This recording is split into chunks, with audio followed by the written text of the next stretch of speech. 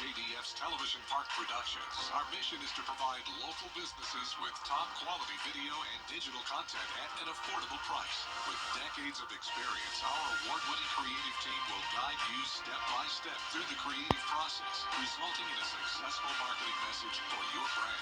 Over the years, we've helped hundreds of local businesses expand their voice. Visit WJBF.com/creative to find out how we can do the same for you.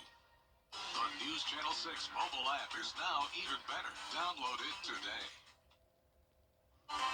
We have a pretty warm start to the month of October, but these temperatures will not last for long. Next week, we are seeing a pretty steep cool down. I will have the latest on that coming up.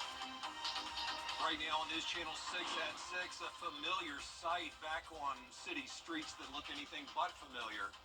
Thank goodness for garbage service, though, as your News at 6 starts now. Live from Television Park, this is WJBF News Channel 6 at 6. Good evening, everybody. I'm Brad Means. We thank you for joining us. Hope you're safe and sound wherever you are, however you are watching us tonight. Jenny's off this evening. We do appreciate you. Coverage you can count on begins with a visit from the Vice President of the United States as we try to clean up from this storm. Isabella Moody, live out of Daniel Field, covering Kamala Harris's trip to the area. Isabella? Vice President Harris got a first-hand look at the destruction in the area this afternoon. She came to thank local and state leaders as well as first responders. President Biden has approved Governor Kemp's request of 100% reimbursement of local cost. FEMA will also be providing $750 to some people for immediate needs. Coming down here shows her support, shows President Biden's support, and that Governor Kemp can do what he needs to do to get the help to all of the people. There's a lot of people in distress. The Vice President says you can apply for FEMA aid online or with the FEMA personnel going door to door in heavily damaged areas. President Biden will be expected to visit Valdosta tomorrow. Live in Augusta, Isabella Moody, WJBF News Channel 6. Back to you, Brad. Isabella, thanks. And it is still a very fluid situation, if you will, when it comes to Augusta's water service. Storm-related problems leaving tens of thousands without anything coming out of the faucets. The city, by the way, spent millions of dollars to avoid a situation like this, but it didn't help. George Escala has that. James Reese lives less than a mile from the city pumping station in Bedford, but close doesn't count. No water, no electricity, and still hadn't seen none. They got a fire hydrant running down at the end down there, and you go down there and fill up jugs and bring it back down here. The raw water pumping station losing pressure due to storm-related damage. Debris in the canal intakes knocking the system offline. Things just snowballing from there. We lost high pressure going west to Fort Eisenhower. We lost pressure in the central part of the system due to the power failures from the storm. It was just a cascading series of events. As part of a $19 million expansion at the pumping station, the city installed a diesel pump to back up if there were issues with the canal. But it got damaged too. Overheated. We've had about 9 or 10 mechanics looking at it. We have another one down there now putting an emergency repair on it. The Vine says pressure is returning to about 50% of the system, but warns things could break down again if when the water comes back, people don't conserve. Please hold off on expansive water uses, washing laundry. Please turn off your irrigation systems. We need to save as much water as possible. The failure of the system is a shock to longtime residents who take Augusta water service for granted. Never this. Nothing of this magnitude. It's rough. This geyser from a broken surge tank at the plant, a good indication of how rough things still are. In Augusta, George Escala, WJBF News Channel 6. My goodness, what a sight, though. Sums it up, really, doesn't it? Frustration abounds everywhere right now. Cleanup efforts continuing in Columbia County, for instance, where many people close to Lakeside High School know that there is a long road ahead. Down trees, Power lines on the ground, tarps on homes to cover all those holes in all of those rooftops. Columbia County, you are just like all of us going through it tonight. The only rooms that have sheetrock in the ceiling still are the living room, bathroom, guest bathroom. Everything else, no ceilings, no insulation. The walls on front and back are detached and leaning outward. The main thing we've been thinking is that we're alive. Stuff can be replaced, but lives can't. Amen. Part of Blue Ridge Drive is going to be closed until further notice. That's going to let crews work on all those down power lines. Georgia Governor Brian Kemp and First Lady Marty Kemp back in our part of the state today to check out rural areas hit by the storm, as Bria Smith reports. More than 92% of Jefferson County was without power once Storm Helene hit less than 1 week ago. Still, those living here are feeling all of the impacts since the storm's departure. It seems like I'm starving. Really?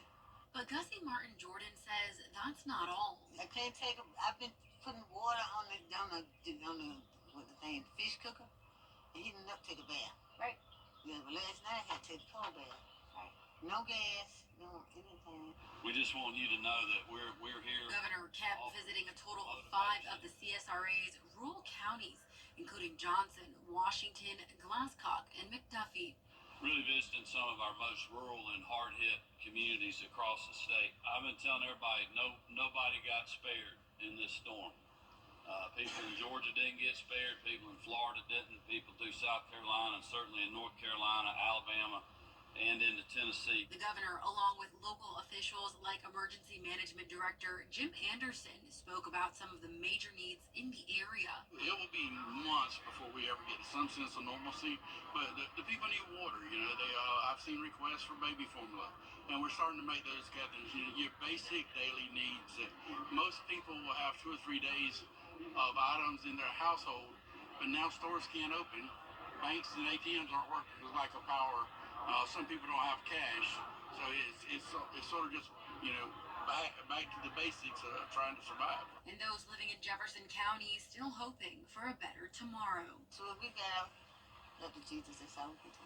Local officials do want to remind you that your safety is number one, and they are working tirelessly to get the main resources like power and water back up and running as quickly as possible.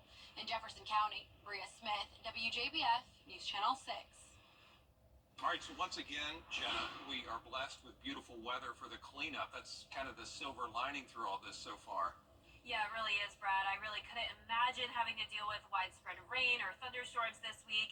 And slowly but surely, the power outages across the CSRA are starting to go down. Here's the latest on that. You can see Richmond County is now at 50%, so half of our county without power. But boy, that is a lot better from pretty much the entire county being without power before. You can see a lot of improvement there at Jacobs County, Columbia, Burke County, Aiken County, all of us around 50%. Our Terry Lambert Hyundai Skyview cam showing some cloud cover, but no rain across the CSRA. Temperatures are in the low to middle 80s. 82 in Crawfordville, 83 in Washington, 84 in Swainsboro. Aiken, you're at 82, and 82 in Edgefield. As for satellite and radar, some passing clouds, but that's about it. We are dry as a bone all across the southeast. High pressure in control, and just this weak frontal boundary here, that really won't be bringing us any impacts. And as for the tropics, not seeing any impacts from there either. So Hurricane Kirk will not be an issue for us. It is far, far away. Our winds are at 90 miles per hour there, so that is very strong, but you can see here with the track of Kirk, it is staying out in the Atlantic Ocean. We do have another area to watch as well. We have Tropical Depression 13 here. Winds are at 35 miles per hour. This will also not be influencing us, so this will be staying in the Atlantic as well, following a similar track. We do have another area in the tropics to watch, but still no concern here in the CSRA. We are going to have lots of sunshine over the next several days to come, and I will have a full look at that 10-day forecast coming up. But back to you, Brad. Jenna, thanks. Georgia leaders warning all of us about folks out there who jack up their prices and try to take all of our money, whether we're trying to buy something from them or stay at their hotel or motel. We're vulnerable, and they know it. Hannah Latier here now with that part of our coverage.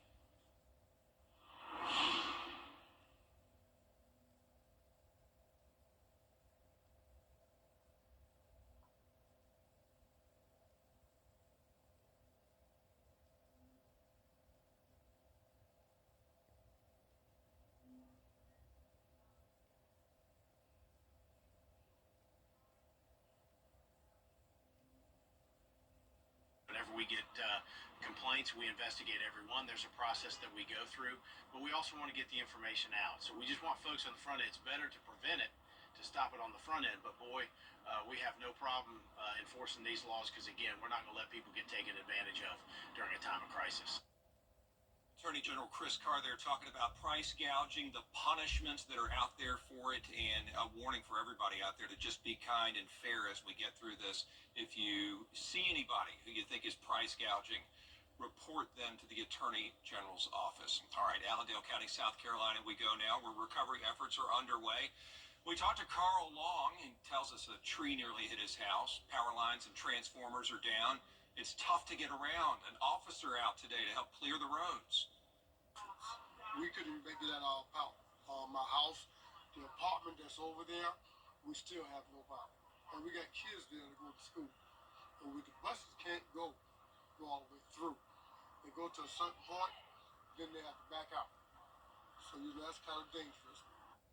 South Carolina Emergency Management wants you to report any damage on their app, and we can link you to it on our website, WJBF.com. Still ahead, all those linemen working all these long hours. Georgia Power trying to get the lights on. A progress report next. Pennsylvania, tomorrow. Get the latest video in one click at WJBF.com. Welcome back, everybody. At last check, some 336,000 people are still without power across Georgia. 80% of those who lost electricity in the storm have had their power restored since last week. And as you saw from Jenna's graphic a moment ago, Georgia Power making progress, working around the clock to get rid of the downed trees and try to navigate all those power lines and fix the transformers to get things working again. Our crews have faced flooding and areas that were kind of hard to get to because of the extensive damage. So they have been able to, as the time has passed, be able to access those areas. We've also utilized our helicopters and drones to be able to get a wide-eye view of some of the damage to help expedite restoration for customers.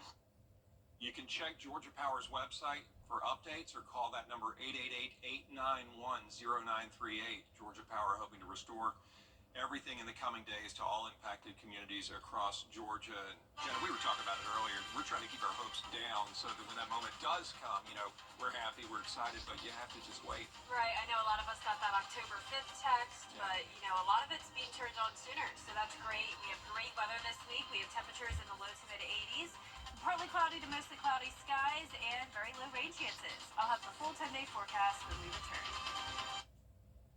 You were just doing your... The Live 5 for 6 mobile app. Download it today. Weather headlines on News Channel 6.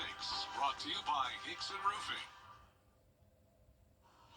Now, your most accurate forecast with WJBF Live 5 for 6. Welcome back. If you did not hear me announce it yesterday, I did want to share the official damage report from the National Weather Service out of Columbia. After surveying the damage, they did confirm that all the damage we have here in the CSRA is due to 100-plus mile-per-hour winds. Of course, with the sensors going out because of the winds, it's hard to get an exact number or the exact time frame on when those strong winds came through, but nonetheless, 100-plus mile-per-hour winds across the CSRA for us early Friday morning as we had the worst impacts from Helene come through. Right now, though, on our Terry Lambert Hyundai Skyview cam, we have some cloud cover out there. Temperatures are in the low to middle 80s, 85 in Augusta, 82 in Aiken. Our relative humidity around 50%. It is a little bit muggy at times. Winds are coming in light, only up to around 5 to 6 miles per hour, so not much going on today. Notice satellite radar is quiet. We don't have any rain across the two-state, most of the southeast, and even into the northeast. Nice and dry with high pressure in control. Your Thursday looks good. We could have some patchy fog once again in the morning. Temperatures in the upper 60s and then climbing to the mid 80s in the afternoon. Another mostly sunny day. So the dew points are going to be staying pretty high over the next several days. Unfortunately, we don't have that cool, crisp fall-like air to work with just yet. That is on the way, but in the meantime, it will be muggy through the weekend. Really no chance of rain other than a stray shower to Thursday and Friday with some passing clouds. Our low temperatures will be in the middle 60s for now, then going all the way down into the middle 50s next week, and even some low 50s headed our way. Our futurecast tonight at 8 o'clock showing some of the cloud cover. Notice a little bit of green popping up here and there, but other than a stray shower, that's about it. Down in the Gulf of Mexico, we do have some more moisture with low pressure down there. Once again, as I mentioned, nothing that is going to form into a tropical system, at least as of now. No impacts for us. You'll see here on the 10-day forecast, it looks like a great next several days for us. By Friday at 8 o'clock, you can see it will be mostly cloudy with a few of those showers, primarily in our northern counties. Our lows tonight will be in the mid-60s under mostly clear skies. Once again, we could have some patchy fog develop. Highs tomorrow will be anywhere from around 83 to 86 degrees. And your 10-day forecast showing a really nice next second week of October.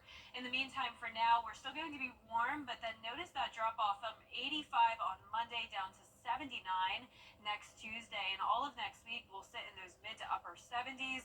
Low temperatures going from 61 to 55, and then from there 53. So next week, I would say, is that official first week of fall. I mean, we've had some fake falls, but once you start seeing those 70s for a long period of time, that's when it's looking pretty good, Brad. Yeah, that's when you can get in the spirit for yes, sure. Definitely. And congratulations to today's umbrella winner. That is Jessica Stone from Blythe, Georgia. Jessica, you can pick up your umbrella here at the station and sign up to win yours on WJBF.com. All right, way to go, Jessica. Jenna, thanks to you. Up next, we're going to meet our Scholar Athlete of the Week. Plus, the Braves try to get a win so they can stay in the playoffs in sports. Are they really going to spend all... And I approve this message. The CSRA is full of amazing women. Women who inspire. Women who innovate. Women who lead. That's why News Channel 6 brings you Women to Watch.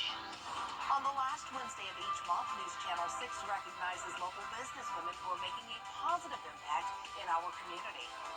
Nominate someone today at WJBF.com. Sponsored by Goodwill.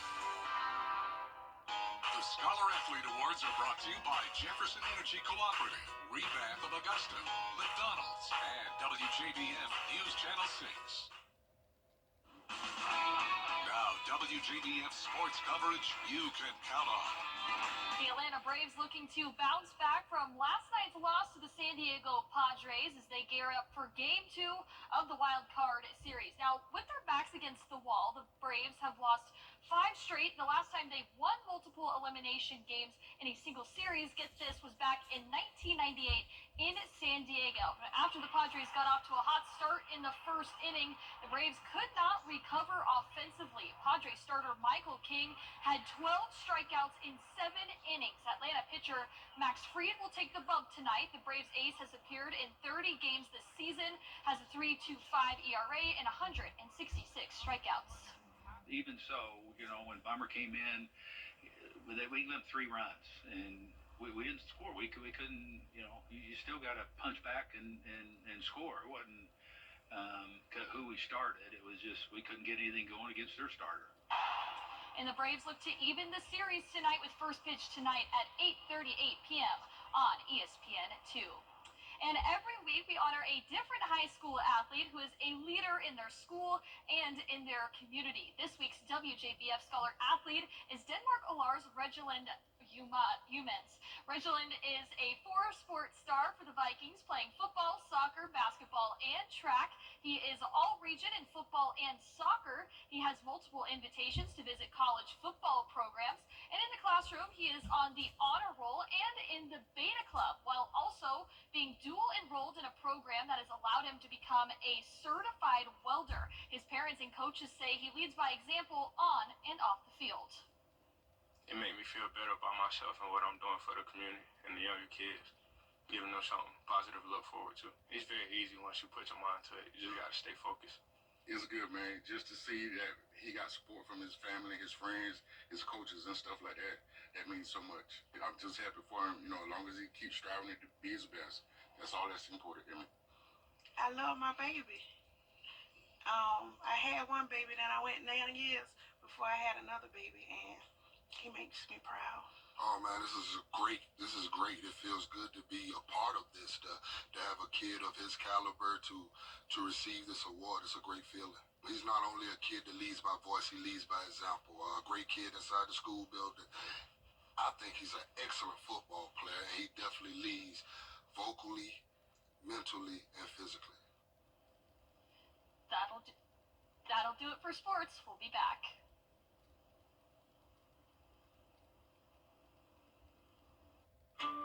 President Trump, you have at 10 p.m.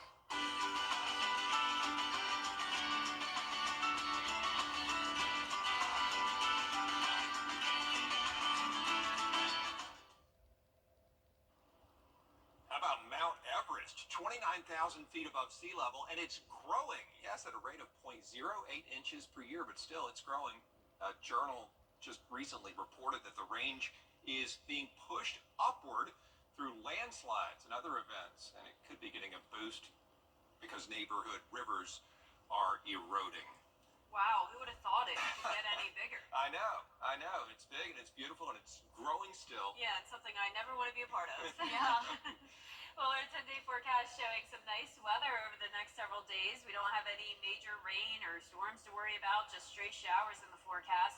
Warm for now, cooler next week. All right, Jenna, thanks. And thank y'all for watching. Be safe, be well, won't you? We're back at 7 after World News Tonight, then again for News Channel 6 at 11.